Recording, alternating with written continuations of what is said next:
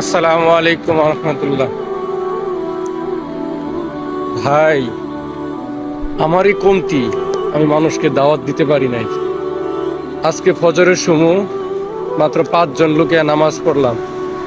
এই যে আমাদের মসজিদ, মাত্র 5 জন লোকে নামাজ পড়লাম। মহল্লায় কত মানুষ ছিলেন ভাই, এই যে আল্লাহর হুকুম বাদ দিয়ে আরামে ঘুমাইতেছেন।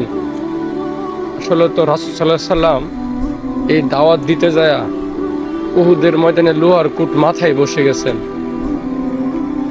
কাঁচা দান দান শহীদ করছেন। তায়েফের ময়দানের পাথরের আঘাতে ক্ষত বিক্ষত হয়েছেন, রক্ত রঞ্জিত হয়েছেন। এই জন্যই কি ভাই, তখন তো মুসলিম ছিলেন না, এখন তো আমরা মুসলমানের ঘরে জন্ম। ভাই, কি জবাব দিবেন আল্লাহর কাছে? কি জবাব দিবেন? কি জবাব দিবেন বলেন?